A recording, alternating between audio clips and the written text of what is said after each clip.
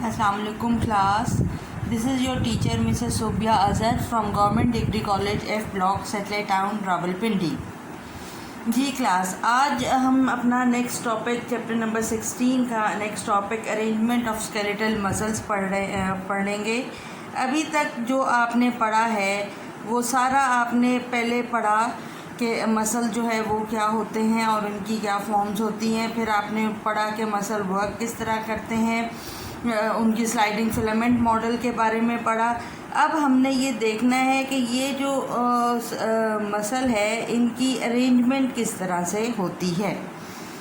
Muscle की arrangement से related जो है आपको पता है कि हमारी बॉडी में सबसे ज़्यादा जो मसल्स पाए जाते हैं वो स्केलेटल मसल्स पाए जाते हैं।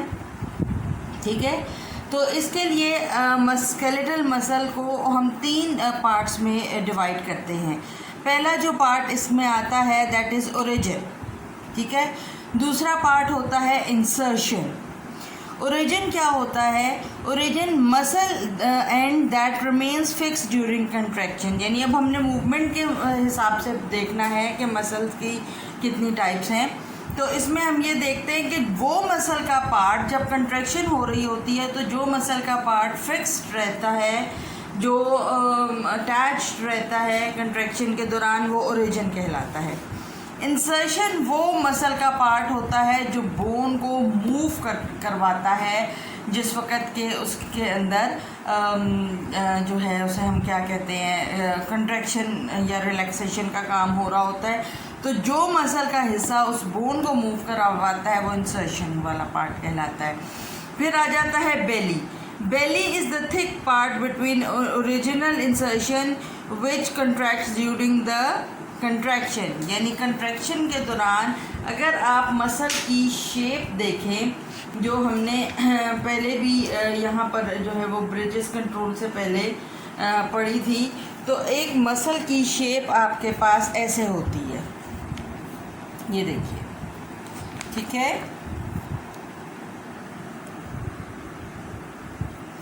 अब आप इसमें देखें कि इस मसल में एक हिस्सा उसका जो होता है वो ओरिजिन होता है। ये जो बीच में पोर्शन है, जो थिक पोर्शन होता है, जो ओरिजिन और इंसर्शन के दरमियान होता है, ये बेली कहलाता है। ठीक है, और इसका काम होता है कि ये बोन को एक तरह से सपोर्ट प्रोवाइड करता है और उस सपोर्ट की वजह से बोन जो है मूव करती है। अब हम ये देखते हैं कि ये तो मसल की डिफरेंट पार्ट्स हो गए, चीज़ें हो गई। उसके बाद जो चीज़ आती है वो है कि मसल जो है पूरी बॉडी के अंदर कैसे मौजूद है। ठीक है, तो कनेक्टिव टिश्यूज़ जो होते हैं वो टिश्यूज़ होते हैं जिनका काम क्या है कि it binds and help to maintain the body form by holding the organs together. Connective tissues जो हैं इन पूरी बॉडी में मौजूद हैं और इनका काम क्या है कि ये जो है सारी बॉडी को इस तरह से आपस में कनेक्ट रखें ताकि हर ऑर्गन अपनी जगह पे पड़ा रहे और अपनी जगह पे वर्कआउट उसे करने में आसानी रहे। कनेक्टिव टिश्यूज़ जो होते हैं ये 2 टाइप्स के होते हैं, लाइगामेंट्स और टेंडेंट्स।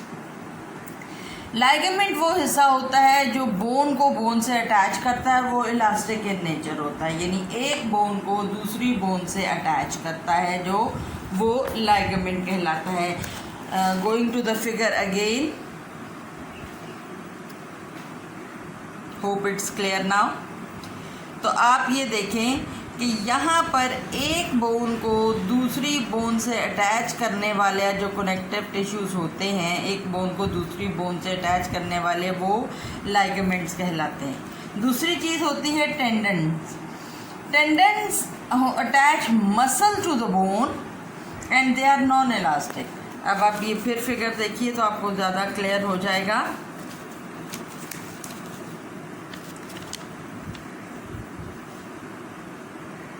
जी, ये आप देख सकते हैं कि एक बोन को अटैच कर रहा है जो मसल, वो tendon, this is your tendon muscle, connective part है। ठीक है, और ये नॉन इलास्टिक होते हैं। तो ये तो हमने देख लिया कि मसल जो है वो किस तरह से उसका रीजन होता है, उसका ये बेली पार्ट होता है, उसका इंसर्शन पार्ट होता है और टेंडेंट्स और लाइगामेंट्स होते हैं।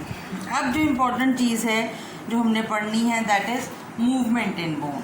ठीक है, मूवमेंट इन बोन्स में क्या होता है कि the skeletal muscles produce movement by pulling on the tendons. अब क्योंकि टेंडेंस के बारे में हमने ये पढ़ा था कि they attach muscle to the bone, muscle को बोन से अटैच करते हैं, ठीक है। तो ये जो है टेंडेंस को जब ये मूव करता है तो उस वक़्त जो है इसकी आप ये कह लें कि मूवमेंट होती है, राइट। इसको हम थोड़ा और एलेबोरेट कर लें कि आपको क्लियर हो जाए।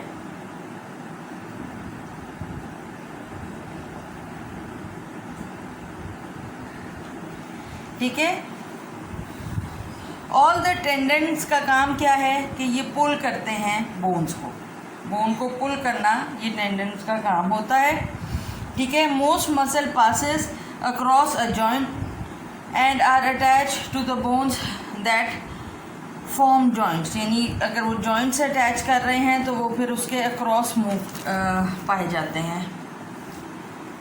I am not well today.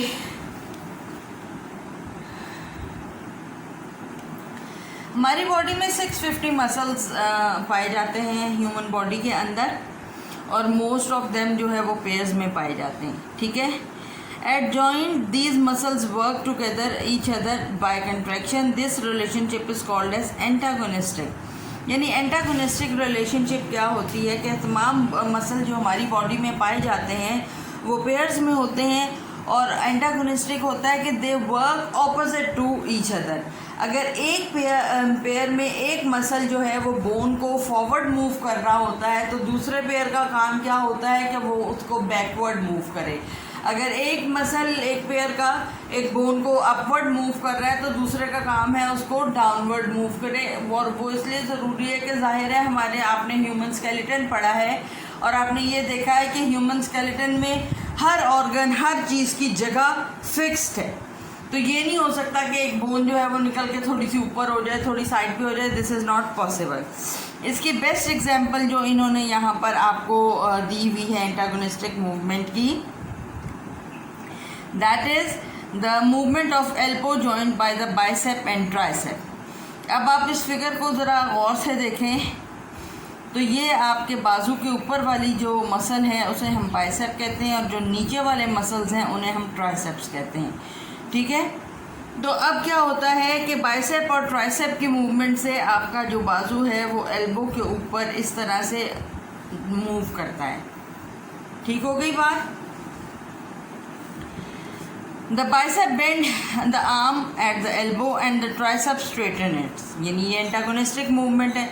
एक चीज़ उसे बेंड कर रही है, ये देखें, एक चीज़ ने इसको बेंड किया, दूसरी चीज़ ने उसको वापस स्ट्रेट कर दिया। ये इसने इसको इधर बेंड किया, आपके ये आर्म ऊपर आ गया, इसने इसको वापस स्ट्रेट कर दिया, ठीक है। अब इसमें क्या होता है कि जो बाइसेप होते हैं इसके जो मसल्स हैं वो आपके यहाँ पे इंसर्टेड होते हैं स्कैपुला में और रेडियस बोन में अटैच होते हैं। दूसरे जो मसल्स होते हैं जो बाइसेप के नीचे हैं वो मसल्स जो हैं उनको हम कहते हैं ब्रेकियालिस और ब्रेकियोरेडियलिस। The brachialis is inserted in ulna वाली बोन में इंसर्टेड होते हैं। ब्रेकियोरेडियलिस जो होते हैं वो रेडियस वाली बोन में इंसर्टेड होते हैं। अब क्या होता है, when these muscles contract they lift the radius and ulna and bend the arm। जब ये दोनों मसल जो हैं ब्रेकियोरेडियलिस कंट्रैक्ट करते हैं तो ये क्या करते हैं कि उनको आर्म को लिफ्ट कर देते हैं, और जब ट्राइसेप जो है वो रिलैक्स करते हैं तो वो आर्म को स्ट्रेट कर देते हैं। तो this is called as the antagonistic movement of muscles. आपने अभी तक सारा जो पढ़ा है, अब सारा स्केलेटन के बारे में और सारा कुछ आप आज आपका जो है ना स्केलेटन और मूवमेंट लोकोमोशन इन ह्यूमन का जो टॉपिक है ये सारा ख़त्म हो गया है, जिसमें आपने सबसे पहले तो पढ़ा था कि ये क्या होती हैं, हाइड्रोस्टैटिक स्केलेटन होते हैं, एंडोस्केलेटन होते हैं, एक्सोस्केलेटन होते हैं। फिर आपने पढ़ा था कि ह्यूमन जो स्केलेटन है वो किस तरह का होता है, एक्सियल है, और वो सारा आपने पूरा ब्रेन इसका पढ़ा था।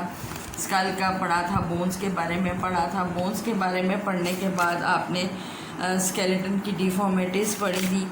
फिर हमने मुख्तलिफ़ चीज़ें पढ़ी, हम मसल पे आ गए थे कि मसल्स जो हैं वो कितने टाइप के होते हैं, स्मूथ मसल, कार्डियक मसल और जो है वो ये। फिर हमने मसल को डिटेल में पढ़ा कि मसल की क्या होती है, मसल मूव किस तरह करता है, जिसमें स्लाइडिंग फिलामेंट मॉडल पढ़ा। और अब हमने ये आज पढ़ा है कि एंटागोनिस्टिकली जो है मसल जो है वो मूव करते हैं।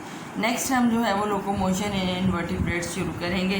क्लास टास्क आपका वही है कि आपने शॉर्ट क्वेश्चन आंसर और MCQs बनाने हैं। अगर कोई चीज़ समझ नहीं आई तो आप ग्रुप में पूछ लें। Take good care of yourself. अल्लाह हाफ़िज़।